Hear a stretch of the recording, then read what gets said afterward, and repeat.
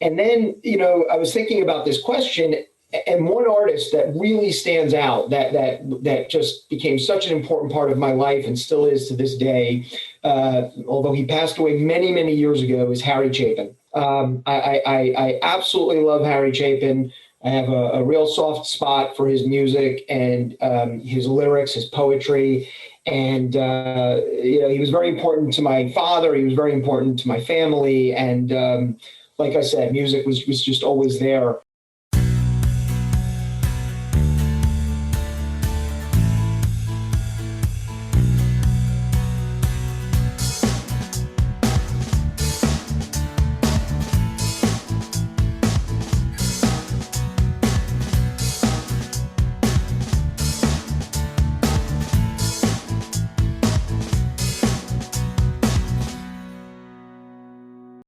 Hello, everyone, and welcome to a new episode of Set Lusting Bruce, your podcast all about Bruce Springsteen, his music, and mostly his fans. I am your host, Jesse Jackson. Joining me today is a new friend, Robert Hoff. Robert, welcome to the show. It is great to be here. Nice to see you, Jesse. Yeah, so tell us a little about yourself. What's your elevator pitch? Sure. So I am first and foremost a husband and father. That's certainly what I am most proud of. I live here in Stamford, Connecticut with three boys. They are now 18, 15, and 10 years old. And I am an attorney by trade and for my living. And I also, in my spare time when I can, before this pandemic, I play drums in cover bands. So that is my release. That is my, energy at the end of the day and how I get it out. And it's my sort of side gig. Yeah. What kind of attorney? So I am in litigation and what we refer to as white collar criminal defense, securities fraud and things of that nature. Did you not get a call? Well, I guess because you don't have a billboard to come to the Capitol a couple weeks ago, like last week to try to, I take it you didn't get a call from the Trump organization like, hey, why don't you work for us so we won't pay you? I'm sorry. Couldn't resist. I'm going to leave that one alone so this doesn't get too political, but I will say that it's highly unlikely that my law firm would agree to represent Donald Trump, but you never know. Yeah, I know. It was it was really funny watching this. I mean, if it wasn't so sad, it would be funny, right? That it just was crazy. So anyway, well, I am so glad you're here. So you and your family, how are you guys doing during COVID? We are doing pretty well. I mean, I definitely know that we are much more fortunate than a lot of other people. We certainly, my job has been steady, which is very important. We've all been healthy, which is the most important. My wife is a teacher, and she's been working. And so, she's full time in school, wearing a mask for 8 hours a day. And that's really hard for her. And she comes home, tired and winded. But my boys have been real troopers. They've, done what they have to do. They are mostly in person. My oldest is actually overseas for the year. He actually had planned a sort of gap year before college, even before COVID happened. And it worked out really well because kids who are starting college or did in the past year really just have not had the college experience. And my son, my oldest, fortunately, is in a place where he's having a great time. He's experiencing, great things. And, he's in quarantine a lot. He's in lockdown a lot, but he's in a pretty good position compared to a lot of other people. So overall, we can't complain. We're doing okay. That is good to hear. And, I know you've got to be so proud of your wife anyway. Teachers are just so amazing. And to be doing this, it's got to be frustrating and scary. And I know I just was seeing somewhere, I think it might have been the Times or some website that said that if you could move all teachers in front of the line to get vaccinated, it would only delay things by a couple of days at most. But we have enough now and then you could reopen schools and do more. I appreciate all the work she's doing, and So I always like to go to the beginning, Robert. Talk to Sure. me about growing up. Where did you grow up from, and what kind of music did your family listen to?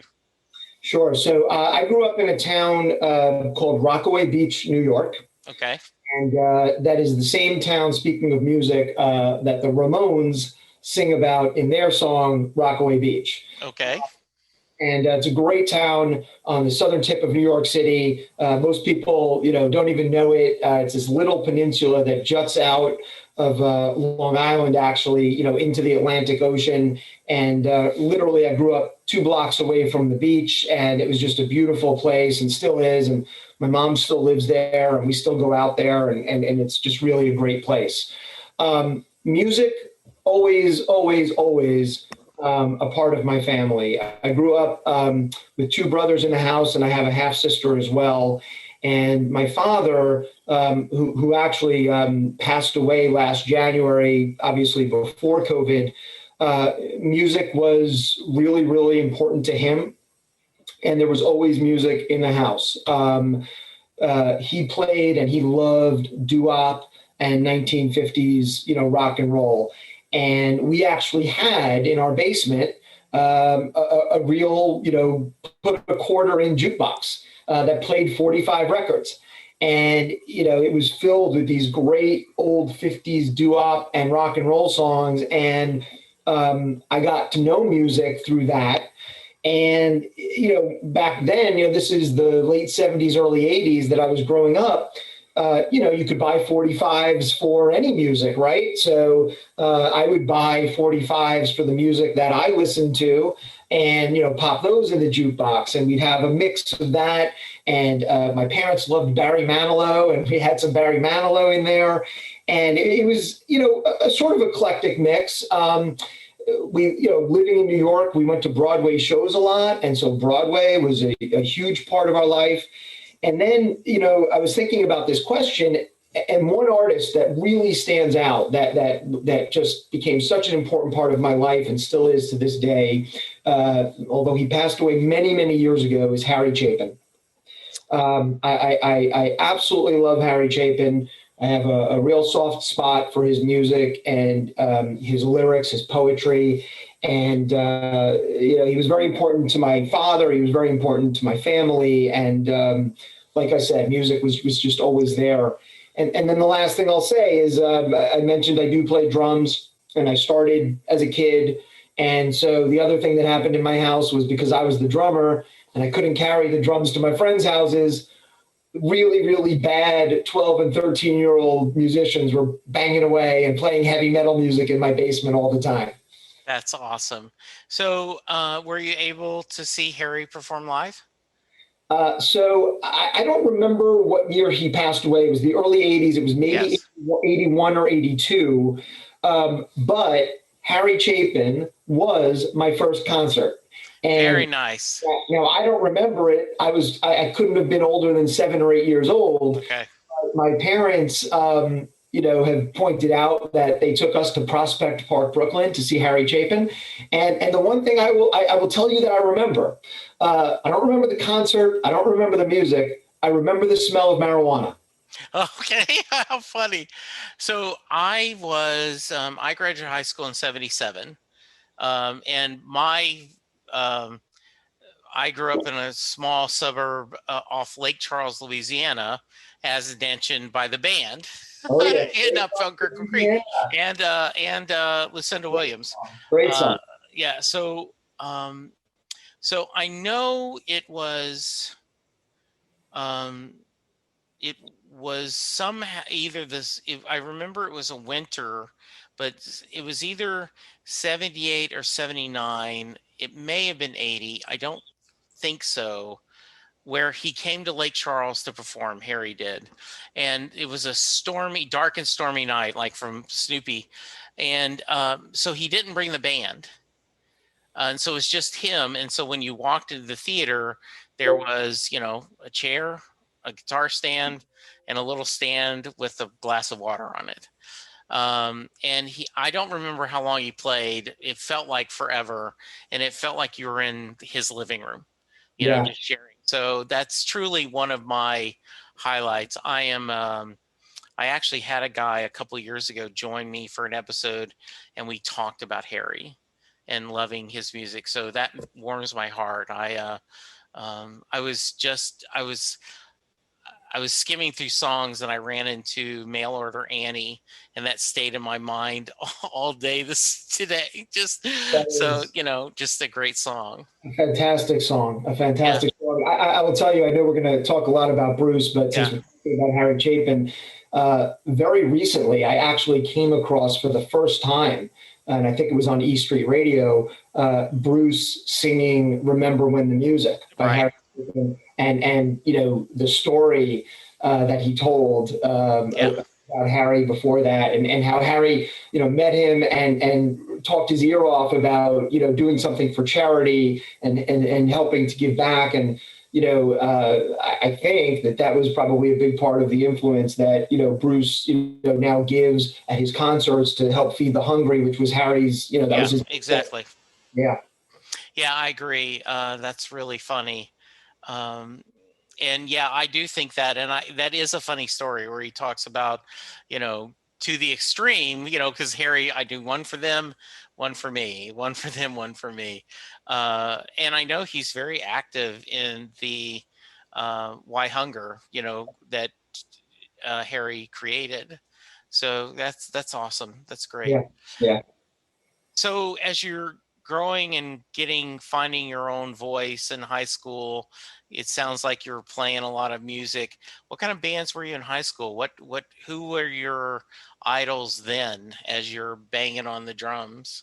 Yeah, so certainly as a drummer, there's just no doubt about it that I was a John Bonham and Led Zeppelin guy through and Yeah. through. I just thought Bonham, and still think that Bonham, was just a god as a drummer. And when I was in high school, this was the late '80s and early '90s. A few things were happening. I was really starting to figure out classic rock music. I was getting to know Pink Floyd and Led Zeppelin and the Rolling Stones and the Who. And at the same time, remember the mid '80s. This was MTV, right? This was when it took off. And Bruce, for example, just got gigantic. I mean, he was big before, but with Born in the USA, forget about it. He became like one of the biggest stars in the world. And U2 was huge at that time. The Joshua Tree album had come out, and I was listening to that. I was also, growing up in New York, and I went to high school in Brooklyn. Not that these are the reasons for this, but I also listened to a lot of hip hop and a lot of dance music, and that's just what was going on at the time. And I think I always had a really eclectic mix. There were also, the sort of hair metal bands were really big back then. That's when that was happening. And so I was in bands that was playing, we were playing Guns N' Roses and Ozzy Osbourne and Metallica and, things of that nature. I started to learn about Rush and started to learn about, Neil Peart, God bless his soul, passed away last year, but, just saw what an amazing drummer he was. And, it was just a good time to grow and learn things. And grunge was starting to happen, and Jane's Addiction. I remember I went to the first Lollapalooza tour, which back then was Jane's Addiction, and it was Ice-T. And I remember Ice-T doing half of his set doing hip hop and half of it doing like death metal. Just really, I think a lot of kids feel this way when they're in high school. But, for me, it was just an exciting time musically, and a lot was going on. And in addition to playing in bands, I would play in, we had something in Brooklyn called Sing, where the high schools would have competitions between the grades. Each grade would put on a show.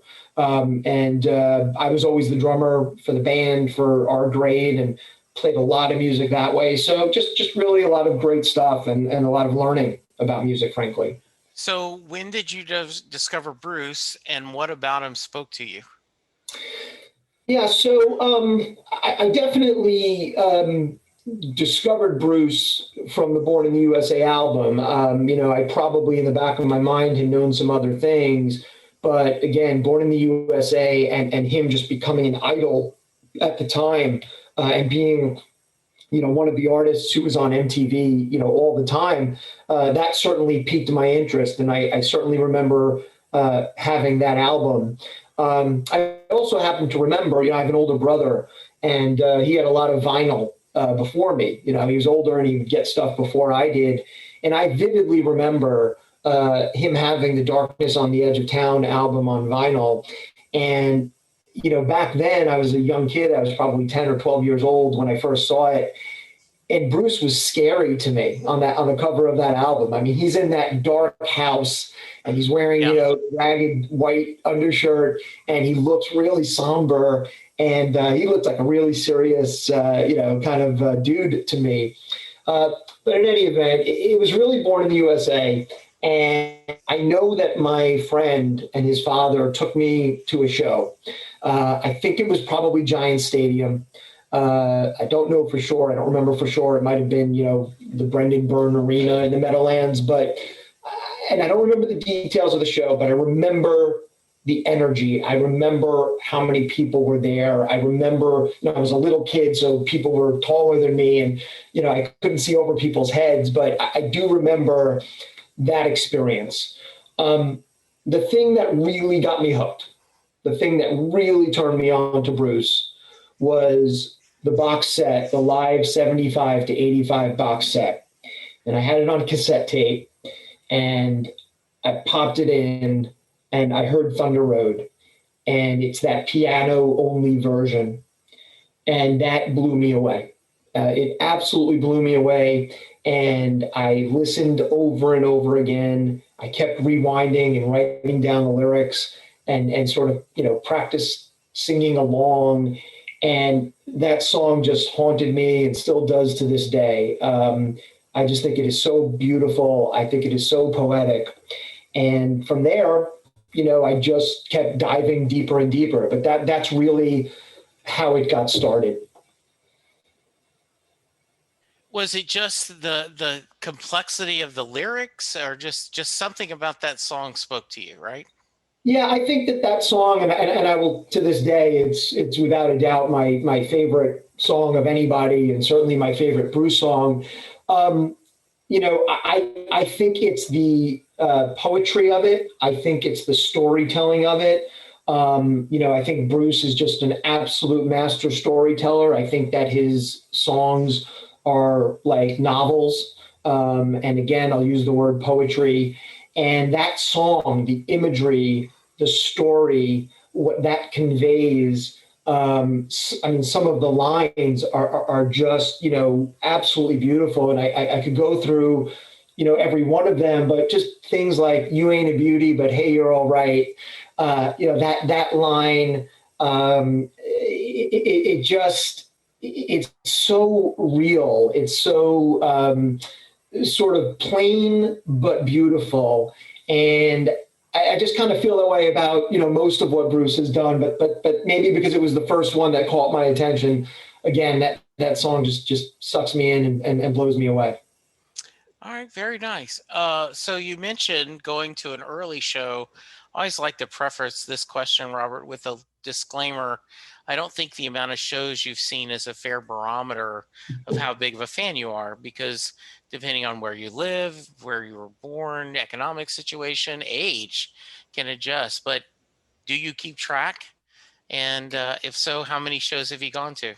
Yeah, so I don't keep track. And I'll say this. I went to that Born in the USA tour when I was a kid. It was probably many years later until I started to go with more regularity. You know, after Born in the USA, he did, you know, some solo work, and, you know, then really kind of took a hiatus. Right. You know, there were some solo albums, but there was no E Street Band going on. And in that period of time, in sort of the late 80s and the 90s, I really dove into Bruce, the artist, and dove into other albums. And, you know, I got to read about him and study the lyrics more, and just kept diving deeper and deeper into the music and the songs. Then in the mid to late 90s, Tracks came out, you know, the Tracks box set. Sure. And that was another moment for me that also just kind of blew me away, because I said to myself, this guy who I've been learning about and listening to for the last 10 years had all this other amazing music that hadn't come out yet. And, that was just amazing to me. And then, he did the reunion with the E Street Band. He did, the late 90s. I think it was maybe 99. I'm not sure the exact year, but he toured again and he put the band back together. And I saw him in Madison Square Garden on that tour.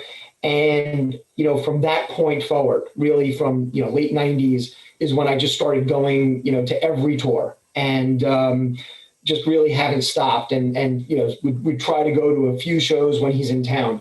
So I don't know the number. I really don't. But I just know that, I get really excited when it happens. I try to get there as much as I can. It's always a party. It's always an amazing experience. Do you have any stories from shows that you want to share? Songs that meant a lot, or moments? Do you bring the kids? Yeah. So the answer is yes, yes, yes, and yes to all of that. Okay. All right. For sure. I would definitely say that the greatest experience I've had, and it was more recent, was I did get to see him live on Broadway. Okay. And that evening, the way you described your Harry Chapin experience with the glass of water and the guitar, that's what that felt like to me. Yes. Now, the funny thing was I was kind of sitting all the way in the back of the theater, upper deck. I actually kind of got a seat where there was like a support pole in between my legs, and I had to kind of lean left or right to see the stage. But that night was just magical. It was just magical. And I've watched it on Netflix a dozen times since then.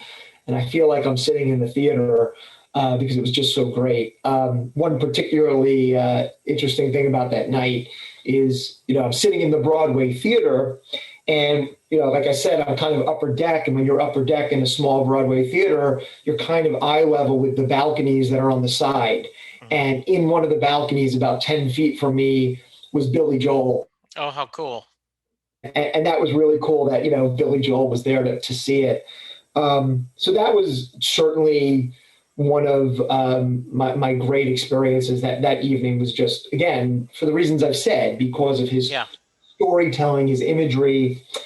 And I was recently talking to one of my colleagues at work, and I also play in a band with him. He's the bass player in my band, and we talk about music all the time.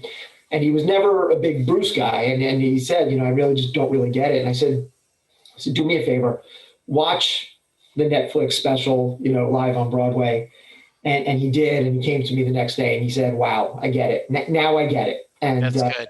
The guy's a master. And this is a new Bruce fan. And some of the things that he observed, I think, are very true, which are, it's not just about the music and the lyrics. It is about the storytelling. It's about the mannerisms and the body language. And, look, he's an actor, right? I mean, and he'd admit he's an actor. He opens that show jokingly talking about what a fraud he is because he came up with all these stories. But he's really good at it. He's really good at being Bruce Springsteen. And he's become such a master at it, and it's just mesmerizing to watch. There's more I do want to tell you about, but let me ask you, did you see that show, and what do you think about it? Yes, I was lucky enough. My wife, blessed me trying to find out. Someone on a Facebook group reached out to me because I had said I wasn't going to go, and people were complaining about people going more than once. And, my argument was, and they said it wasn't the same thing, but to me it is. If you have tickets for 4 stadium shows in a row, general admission, you get in the queue each time. And it wasn't like you'd said, oh, no. I was, I got the number drawn. I was elbows on stage. Now then, it's time to let somebody else have that chance. You went, no, I want it every time I can. So right. What's the difference? If someone has the financial, ability to go to Broadway multiple times, there. And so the guy reached out and said, well, why aren't you going? I'm like, well, I don't have the tickets and I don't have the money. And he said, well, I can get you a ticket. how much are you willing to spend? And I'm like, oh, okay. And Right. so we came up with a middle figure. And so my wife said, okay, well, let's look into this. And we found a round trip ticket that was pretty cheap on American, and you included the a night in one of the pod hotels, like they have in the city, that it's basically, it looks like a cabin for a cruise ship, but it was perfect for me. So, I got to go, I went, and I'm like you, I'm just in love hearing all the stories, and it's funnier than I thought it was going to be. It's just, and there were a few that I didn't go in blind. I had known the set list. Now, I had not listened to any bootlegs of them playing, but I knew the set list. And I had thought a couple of times, well, I don't particularly want to hear My Father's House, or, and I damn sure don't want to hear the blues version of Born in the USA. That's not a song I like. And that's weird. You're doing Dancing in the Dark. Of all the songs, why'd you do that? And then, I go, okay, first off, you should know better to question Bruce. And secondly, shut up, fat guy, because it was perfect. Right. And so when my buddy Sam went on next time, he said, I'm looking at the set list and I'm just not sure, like, really, this is the song I'm going to get? I'm like, trust me, Sam, when you're there, you're going to go, okay, it's perfect, Yeah. Yeah. and so I just loved it. And every once in a while, I will pull up the uh, Dancing in the Dark to Land of Hope and Dreams, kind of that 1-2 punch, Yeah. because it's just kind of perfect. Like, if Yeah. I need to pick me up, I just will pull those two songs and play it, and it gives me chill bumps, and I'm like, okay, that gave me a little emotional pickup. Yeah. Well, I'll tell you something about Dancing in the Dark. That's a song that, when it came out in the 80s, Yeah. originally, it was a very sort of synthesizer heavy pop song. And, to me, it was always kind of a throwaway. Right. Like, it had the Courtney Cox video, and, Right. it was a poppy whatever. And when he started doing it live more recently, in the last 10, 15 years, he was closing every one of his shows with it. And I thought that the version that he was playing, this more rock and roll, guitar riff driven version of it, was so awesome. And I just kind of fell in love with the song again. And then, to your point, that acoustic version, I think, is absolutely amazing. And my three sons all play different instruments. And my oldest is a guitar player. And after he didn't see the Broadway show live, but after it came out on Netflix, he went into his bedroom and he came out and said, I just learned the acoustic Dancing in the Dark, and he played it, and it was just awesome. The other songs from that night, by the way, I've always loved My Hometown, but the version of it is just magnificent. And I loved all of it. Let me pause you just for a moment. Yeah. Have you got to hear the Barack Obama, Bruce Springsteen podcast yet? I have not yet. I'm obviously looking forward to it. Okay. So, little spoilers. They talk about My Hometown. And Bruce says, that's a good song. And Barack goes, it's a great song. So I will not spoil anything else, but they talk a little bit about it. And it was just kind of funny. It's like, Bruce like, it's a good song. And Barack like, oh no, it's a great song. So anyway, please continue. Yeah, no, I am absolutely looking forward to that podcast, obviously. The other song that night that also just, I was so happy to hear, and it's probably not one of his more popular songs, or I don't know if a lot of fans would pick this one, but really one of my favorite Bruce songs, and I don't know why, I honestly don't know why, is Tougher Than the Rest. Yeah. And when he sings that with Patty, it's just really beautiful. And I'm not saying this just because she is Bruce's wife, but her voice is just unbelievable. I mean, it is unique. It is special, and she's just so cool. And seeing them do that together was great. So I absolutely, just had an absolute trip that night. And like I said, I've watched it again and again and again. Yeah. I had seen it fairly early. So he had not yet added the talk about his mom having Alzheimer's when he does The Wish. Yeah, And when I saw that on Netflix, that brought me to tears. I've always loved The Wish. I've told the story before, Robert, but I'd listen to it, on E Street Radio, and I'm crying, and I pick up the phone to call my mom because I can still call my mom, and I'm trying to explain to her there's this song and it's about Bruce and his mother, and my mom has no idea what I'm talking about. I mean, she just like, what are you doing, what are you, so I ended up like, oh, nothing, how are you doing, mom? And we talked, right? But she was just this, so yeah, that was another highlight to me. And you're right, I sometimes, when my soul needs a refresh, I will put on that show and just watch it again. And yeah, just, it brings me happiness. yeah, absolutely. So some other shows and some other sort of Sure. moments that stand out. Some of them just really a lot of fun.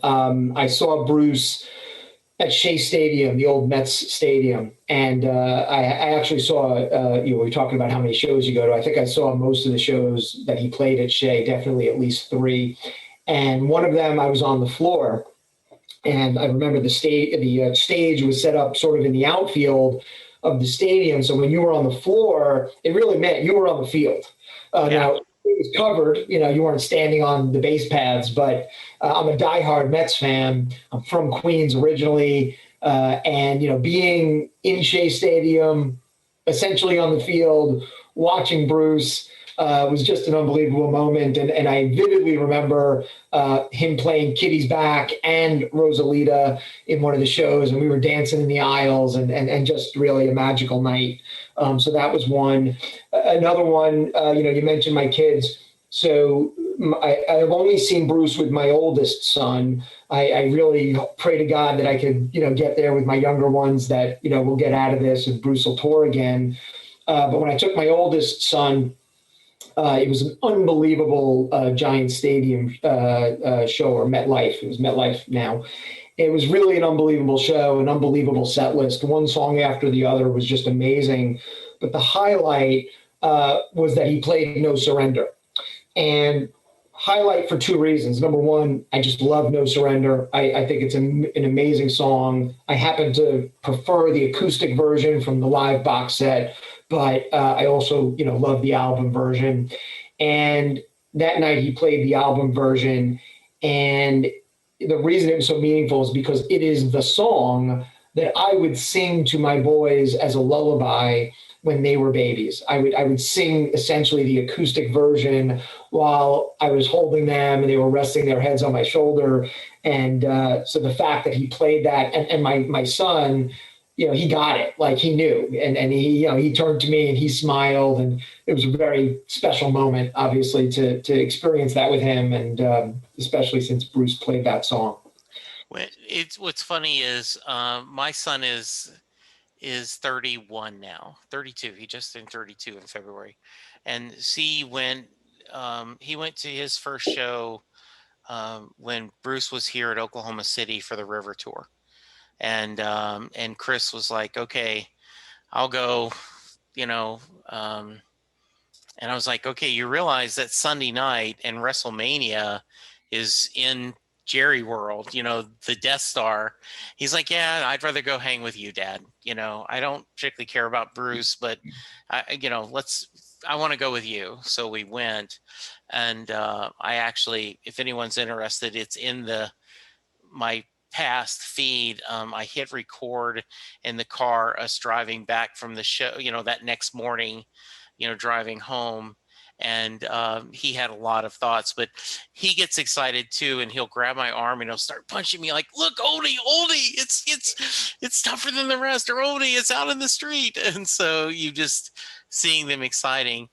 No Surrender has a lot of special meaning to me because almost 4 years ago, it'll be coming up in March, it'll be 4 years, I was diagnosed with colon cancer. And so I'm fine now, everything's good. But, Yeah.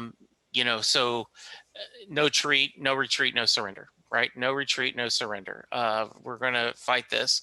And the funny story that I tell is one of my good friends is not a Bruce fan. And he's like, why does Chris Jesse keep talking about no retreat, no surrender? So he bought this Claude Van Damme karate movie that is named No Retreat, No Surrender. He's like, maybe Jesse loves this movie? Like, why?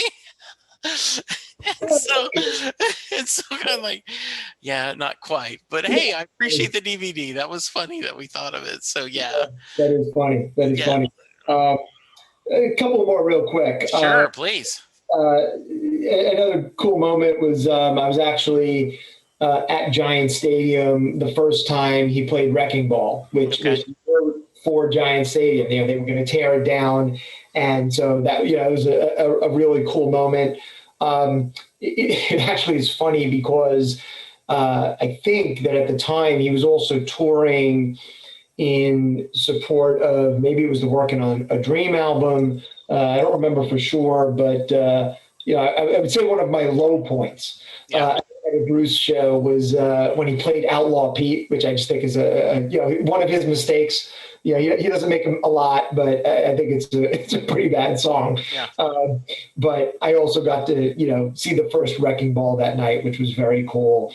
And then the last thing that I, you know, could think of, you know, there's obviously so many great moments, but just kind of unique moments, is that I was in the Barclays Center in Brooklyn the night of the Rock and Roll Hall of Fame induction ceremony for the E Street Band. Oh, how cool. Yeah, so Bruce obviously was inducted, you know, way early on, but they did a separate induction for the E Street Band. And there was an amazing night. I mean, there were some really amazing moments in addition to that. You know, the artist formerly known as Cat Stevens was also inducted that night. And there was a big question about whether he was going to perform, because he had basically, you know, given up on secular music and, you know, kind of said he wasn't going to, you know, performing for, you know, sort of non-religious purposes anymore. But he did. And he played Father and Son, and he played Peace Train. I'm sure he played Wild World. I don't remember for sure. But, you know, you were reminded, I mean, to me, he was a genius in the mode of Harry Chapin. You know, they were kind of out at the same time. And you know, in a short period of time, Cat Stevens' music was just absolutely beautiful. So, you know, I'm going off on a tangent here. No, but not at all. Yeah, so seeing him that night was really, really awesome and special. And then, of course, you know, you had Bruce inducting the E Street Band. The one thing I'll say about that night that, you know, I'm sure you know that, you know, the Rock and Roll Hall of Fame induction ceremonies are always replayed, like usually on HBO. And when it replayed on HBO, what you didn't realize was how darn long they went on and on that night. I mean, Bruce's induction speech was ridiculously long. And then each member of the band, including Vinnie Mad Dog Lopez, including David Sanchez, who had not been in the band since the 70s, were all inducted. And each one of them took the time to get up and give a speech. I mean, it had to be an hour or an hour and a half that was dedicated just to them. I remember, you know, to me, it was great, right? Sure. There was somebody sitting behind us. I was there with a buddy of mine, and there's somebody sitting behind us who was there to see really Nirvana, I think, was also inducted that night. I believe it was Nirvana. And after about 45 minutes, they were just screaming, like, enough already, get off the stage. I'm not even sure they knew what the E Street Band was. But being there for that, you know, also just really a nice thing to be able to experience and to enjoy. Oh, I think so. That'd be great. You know, I've shared this before. When I moved to Dallas in '86, and I've been here ever since. So Dallas has become home. And so a few years ago, they did, Jerry Jones and the Cowboys built a new fabulous stadium that you see all the time, but I've that actually means, seen it in person. yeah, I've been to Dallas and okay, okay. So, and they're going to tear down Texas Stadium, with the hole in the roof so God could see his favorite team play, right? I mean, this whole lore, and I'm like, and they're broadcasting it live, and I'm like, are they going to play Wrecking Ball? I mean, you got to play Wrecking Ball. I mean, like, what other song? I mean, I realize it says where Giants play the game, but no, I mean, and they didn't, and I was so disappointed.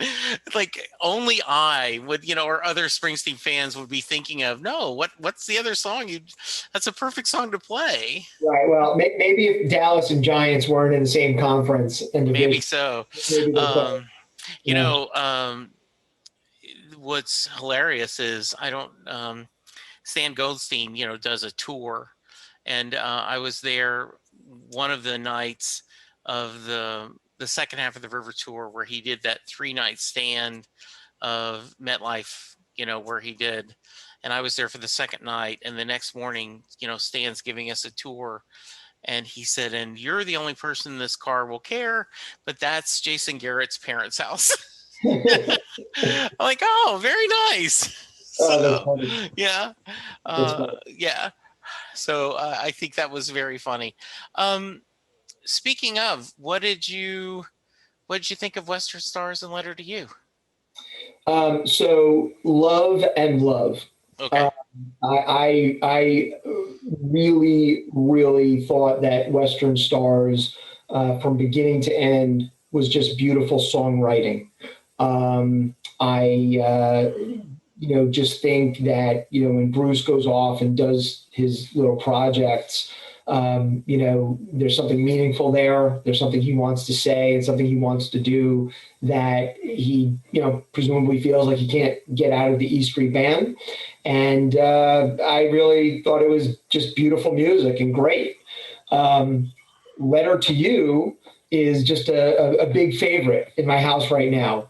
My 10-year-old is super into it, and he always makes my wife play it in the car when they're driving to school together. My wife, she's like sick of it because she just has to listen all the time. Sure. But I just think it's a fantastic album, and I think that it really, captures everything that's the best about the E Street Band. Which to me, the E Street Band is essentially the world's greatest bar band. Yes. That's how they started, and they continue to be that. And then I think that album has that energy. It has that feel. I think it's got a lot of Miami Steve in it. It's got a lot of that, just straightforward rock and roll that Yes. he's really into. Perhaps not surprisingly, my favorite songs from the album are almost all the old ones that he re-recorded for Yeah. today. And what I love about it is that even if he didn't tell you which ones they are, you could guess. You Yeah. could tell by the lyrics. You could tell by the sort of songwriting style. And if I were a priest, I mean, that song is just. Well, let me interrupt you, Robert. I said right when I first started talking about this, um, if I was a priest, is what you know, Outlaw Pete wanted to be. It's a Western saga, and so and I stand by that. I mean, and because it's one of my favorite songs. I love that. It's great. The It's a Yeah, great song. It really is an awesome song, and it's too bad we didn't have it, 30 years ago. Maybe it wouldn't yeah, have been as good. I don't know, but it's a great song. yeah, and I obviously we're all dying to go back to a show. It's here, local music. Just I know you as a musician are dying to get back to a little club and just with your buddies play a few music. I thought of the story, um, and this is probably not true. I'm exaggerating a little bit for you, but way back in the late 70s, they they were going to reboot the Star Trek franchise. And so Star Trek, the motion picture, was going to be filmed. And they went to the local fan groups and said, hey, we have this huge spot that we're going to show the whole crew. Do you think that members of the fan club or fans would want to be extras, to be the crew? And, you know, it'll probably be $500. I don't remember the exact figure. And supposedly the fan was like, well, that's kind of high, but yes, I'm pretty sure most of us will pay that to be in there. Like, no, no, no. That's what we're going to pay you to be an extra. So I'm thinking you're like, okay, I think we can pay $100 a person if you'll let us play again, because we are so eager to play. It's true. It's true. I mean, I've been spoiled, though, in one particular respect, which is that, like I said, my oldest son is overseas right now. But when he was here during the pandemic, before he left, I got to jam with my kids all the time. And that's nice. So I'm the drummer. I've got a guitar player. My middle son is a bass player, and my youngest plays piano. Oh, right. We've got a band. What we don't have is a singer. None of us sing, which is very unfortunate, and it's hard. But we started playing together more and more, and picking songs that we would, learn together so that we could jam on it. And it was great stuff. It was really good. We're all, kind of different levels of ability, and my youngest is obviously still learning. But we would just teach him a couple of chords to play in the background. And oh, that's awesome. It was cool. It was really cool. That's a great story. I love that. I love that. So let's talk a little bit about what are songs or albums that mean a lot to you and your family. You've kind of mentioned already Tougher Than the Rest, but are there others that kind of hold a special place in your heart? So, it's funny because it probably changes a lot. Sure. I mean, there's certainly like, a top five-ish. I would definitely say, and this might sound a little cliche, but you just can't discount the genius of, like I said, Thunder Road, Born to Run, no matter how many times you hear it and no matter how overplayed it is just a top five rock anthem of all time. And I also think from that same album, Jungle Land is just another one. And again, I probably, am revealing a lot about, what draws me to Bruce, but these are songs that tell stories. These are, Jungle Land, and Incident on 57th Street. These are songs that tell stories and imagery that, could be a novel. Right. One of my favorite authors, and this has nothing to do with Ghost of Tom Joad, but I love John Steinbeck. Right. And I know Bruce does too. And I think that what Steinbeck writes about is a lot of what Bruce writes about, sort of the human condition and Americans and the American condition and what it means to be a man and what it means to be a husband and a father, and justice and equality. And, so a lot of Bruce's songs speak to me on that level, for sure. Other songs that, are very popular around my house, undoubtedly Badlands, just another sort of anthem. After that, like those are just sort of some top ones, but it just changes a lot. And it depends what you're in the mood to listen to. And sometimes you want the acoustic Broadway show, and sometimes you want to rock out. But it's funny because about, 6 or 9 months ago, sometime during the pandemic, we decided to sit down as a family and rank our top 50 Bruce songs. Oh, very fun. And it was so much fun. And my middle son, came up with this method. I mean, not that he's the original person of doing this, but he taught us this method of how you rank things, kind of going down lists and making hash marks of which one is better than the rest. And by the time you're done, whatever gets the most hash marks is the winner. And I'll tell you, because I have it, I'm going to tell you what our top 10 is real quick. And this was the sort of Hoff family top 10, which was just a lot of fun. I don't know if it would be my top 10, today. I don't know if I would always agree with it, but it was just so much fun putting it together and kind of having debates about it. Let me pull it up. Sorry. Oh. So while you're looking, I don't know if you saw this, but it was a few years ago on Literary Hub, um, September 2006. It was a parody account that said that Bruce, as a writer, and and they like everything that dies someday comes back short is a collection of short stories. Uh-huh. And there is a whole parody account of that if he had been a writer, what these songs would be. I believe Western Stars is very much like an Elmore Leonard, from Justified and everything, that it's a collection of that could just as easily be stories for him. Sorry, I while you've got your notes. No, that's okay. That's okay. So like I mentioned the first four, Yeah. and look, I don't think any of these are huge surprises, but Yeah. Rosalita, Fourth of July, Asbury Park, which is another one I absolutely love. Promised Land, Spirit in the Night, The River, 10th Avenue, Freeze Out, Back Streets. It goes on from there. I don't think there's too many surprises on here. Um, some of the stuff that I'm curious to hear your thoughts. Like, what are some of the songs that you love that you think are not sort of like the ones that most fans would pick, like kind of the lost classics, if you will? Sure. So, like all of us, and I'm going to ask you this question in a little bit, what songs you'd love to hear live. When people ask me, what's your favorite Bruce Springsteen song? Um, and I joked, um, number one is Land of Hope and Dreams. I just adore that song. Two is Better Days. And the reason why is because I believe Better Days is telling the story that is my philosophy of life, that, enjoy the journey. Yeah, That too many people wait and go, well, when I get the kids out of diaper, then I'll enjoy being a dad. Or when I get out of grad school, then I'm going to enjoy life. And then, well, when I make enough money to do this, then I'm going to enjoy, versus enjoying the journey as you're going. And these are better days.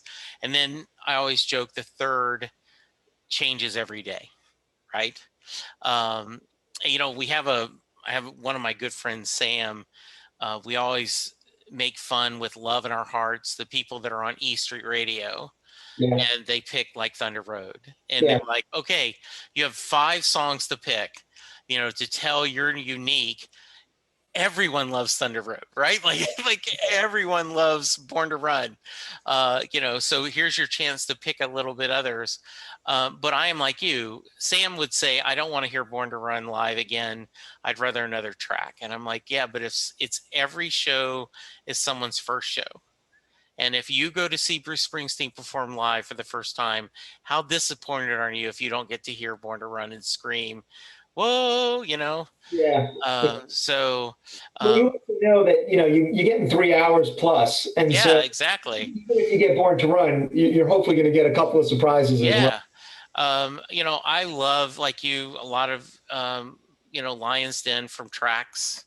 I love The Wish was on my wish list till Broadway. And then I'm like, okay, I've seen that. Yeah. I've never heard Highway Patrolman. Mm. I would love to hear that live. Oh, You know, great song. So, and this is listeners, the story. So skip ahead 30 seconds if you don't want to hear it again. I just love This Is Your Sword from High Hopes. I Okay. just love that, the biblical aspect of it, the idea of, this is your faith and this is the power of love revealed. And it was on my list. I want to hear this live so bad. I'm so bad. And so 2014, he's playing in the Houston. It's an outdoor kind of one of those, there's seats at the beginning and then lawn at the end, an amphitheater. Yeah. And he comes out and they open.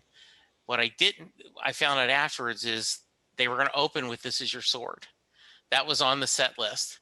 And as they were walking out, Tom Morello, God love him, said, "Hey, this is Houston. We should do Seeds."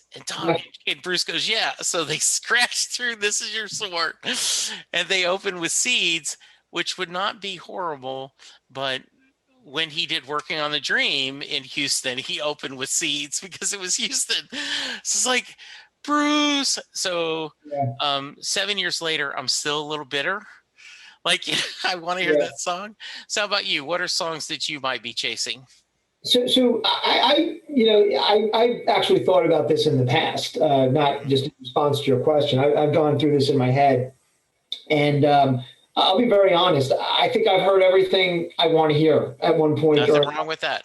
I think that there are some songs from tracks that I always wanted to hear and eventually did. One of my favorite songs from tracks, and I can't tell you why, except that it just puts a bug in my ear, is "Loose Ends."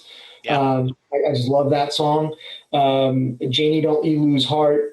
And these are all songs I eventually did hear. So Janie, Don't You Lose Heart, and I Want to Be With You. Yeah, I think I've heard what I wanted to hear.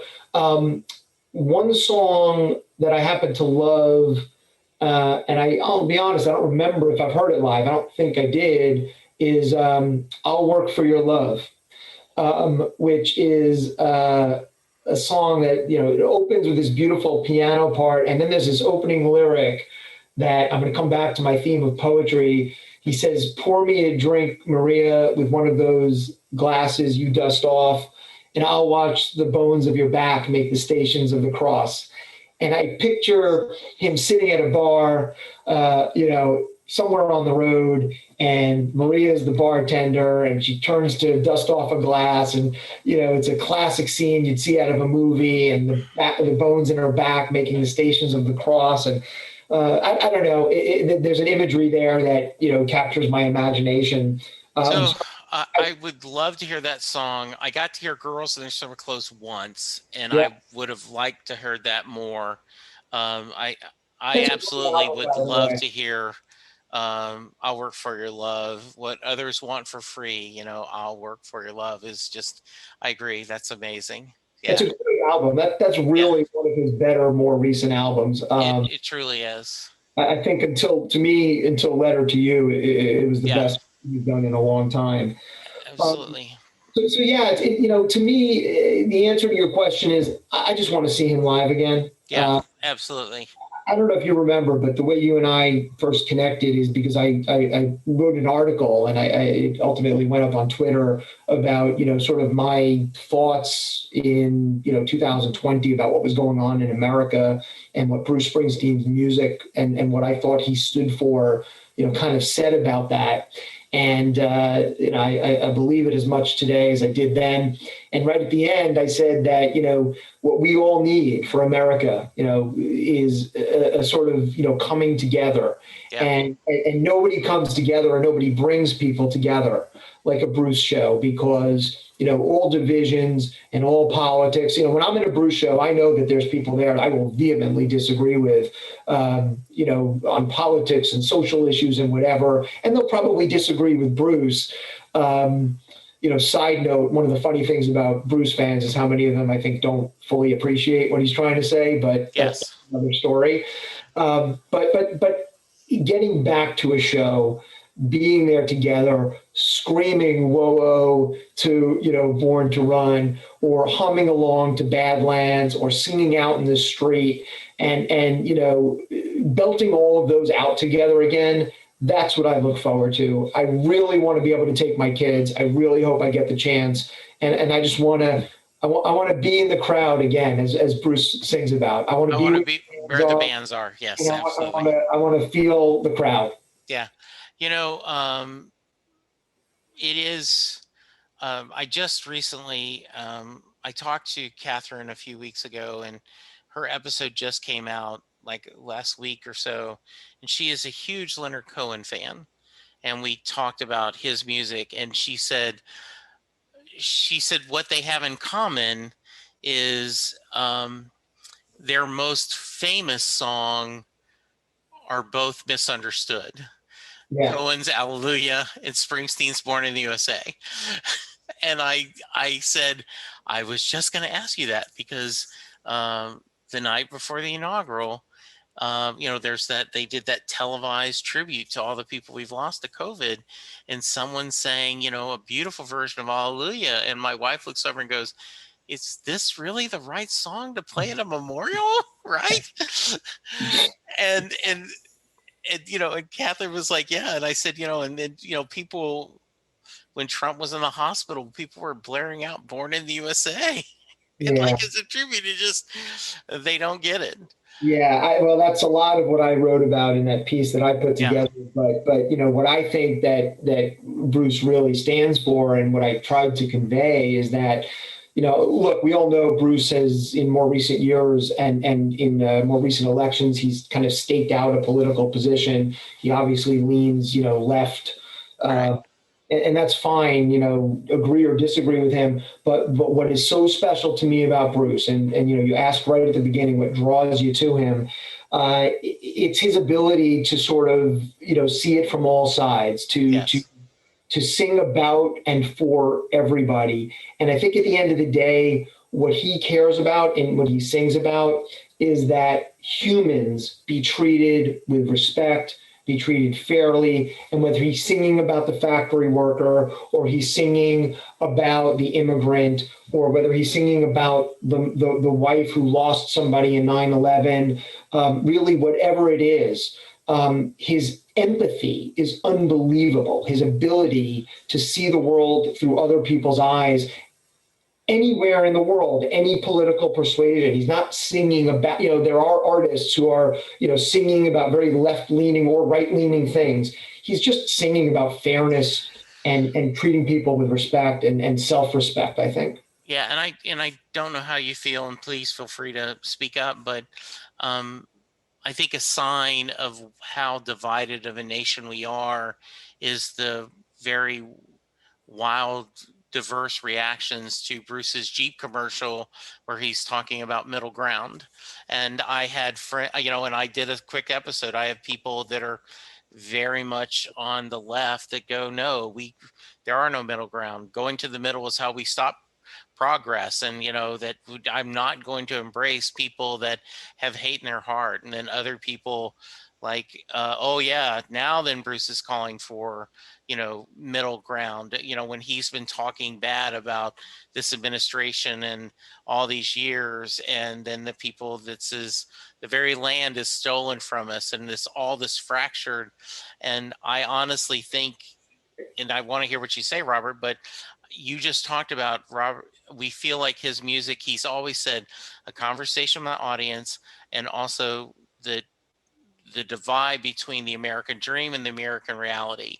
And I truly think this was a message he cared about, was, can we find a way to move forward and work on the things we all agree that need to be worked on?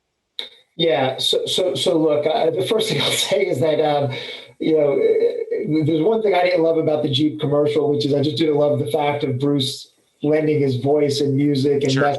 to sell a car. But beyond that, and that was one debate about it, but that's just kind of silly. Look, we are so fractured as a country that even talking about finding middle ground creates this friction of, no, we shouldn't even try to find middle ground, right? That's the problem. And, I understand that sometimes when people talk about finding middle ground, the people who are very far leaning one way or the other feel like they're being confronted and they're being criticized and someone's saying they're wrong. And, we look to our heroes, whether they're musicians or athletes or, other artists and actors, and we put them on a certain pedestal and we want them to reflect what we believe. And when they don't, we go crazy because we can't believe they're betraying us. Like, we think they're betraying us. And I think that, Bruce speaking up more and, kind of, taking a side, which, let's face it, he did, it turned off a lot of people who see him as the flag waving, born in the USA, misunderstood lyrics guy. Yeah. But what they don't understand is not that he's a wild liberal, but that at the end of the day, he really is about, there is something that unites us all. Yeah. And we've got to find that. And that's always what he has talked about. It's always what he has sung about.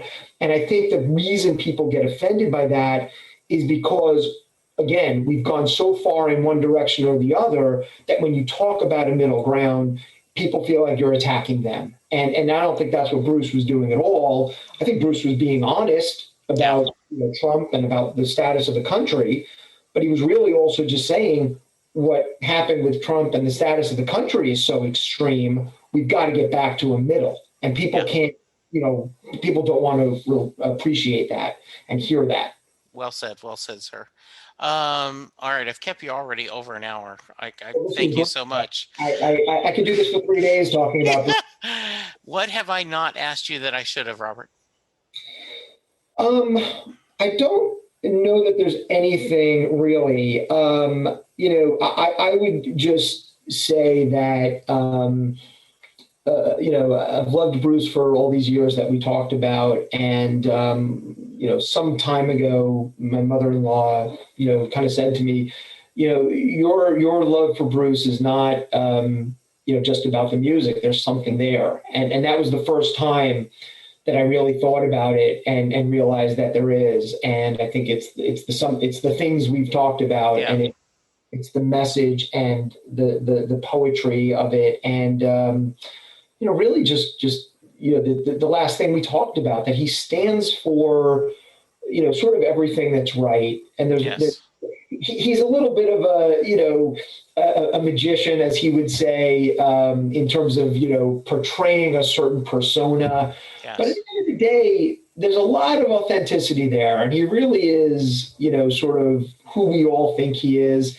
The story he tells in the Broadway show about, I'm Mr. Born to Run, I'm Mr. Get in the car and drive away, and now I live 10 minutes from where I grew up in New Jersey.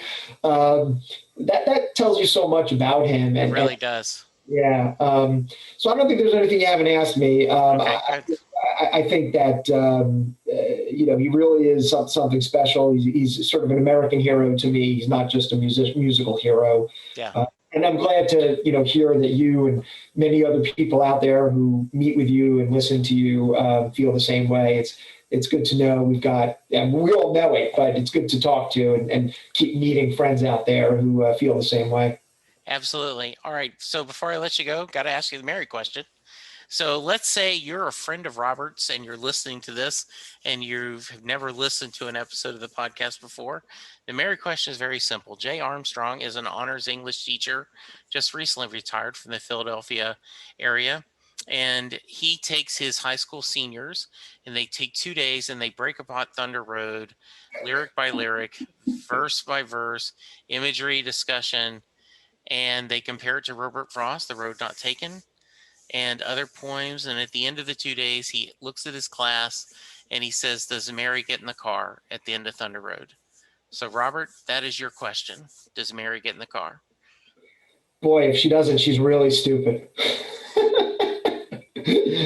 my answer is an unequivocal yes, Mary gets in the car.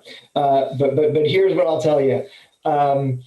When Bruce talks about when he did the river tour, which you talked about, when he does that tour and he talks about the river, he talks about that whole album is about growing up. And I don't mean the song growing up, but it's about becoming an adult and what comes with adulthood and marriage and children and jobs and loss of jobs. And that's a very, sort of more mature and dark album compared to the break free from, I'm a young stud breaking free in Born to Run and Thunder Road.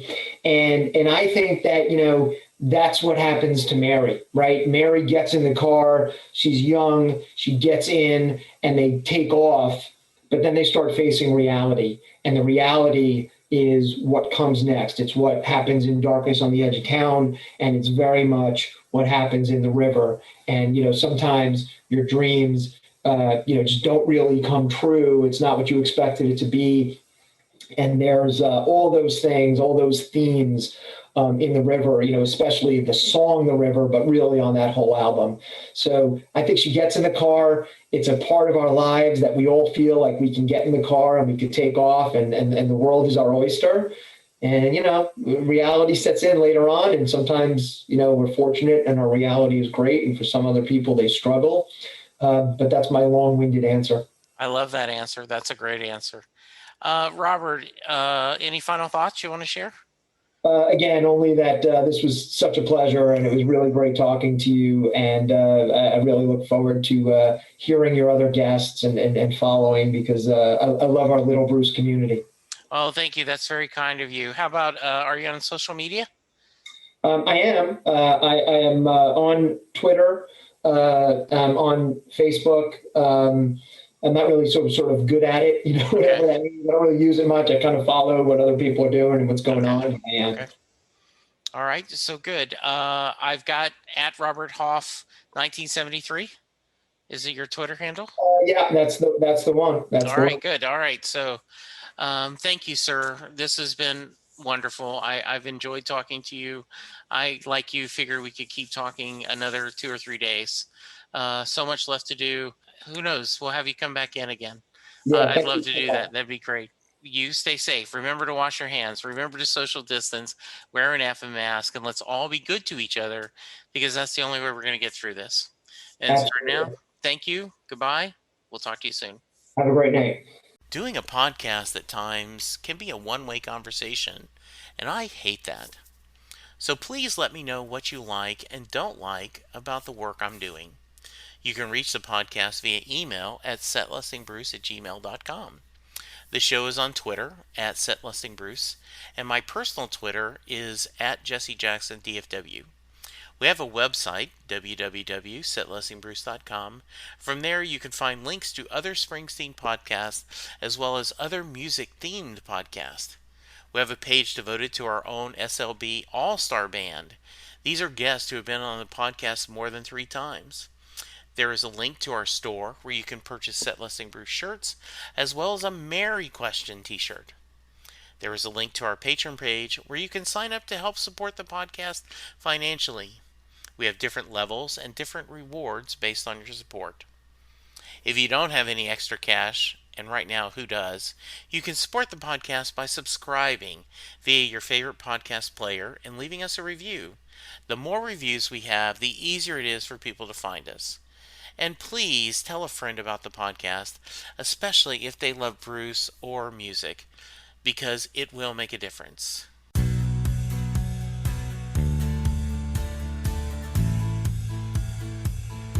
You just heard the fun talking, hard rocking, music loving, album ranking, fan thinking, joy spreading, lyric reading, story sharing podcast that is the one, the only Set Listing Bruce.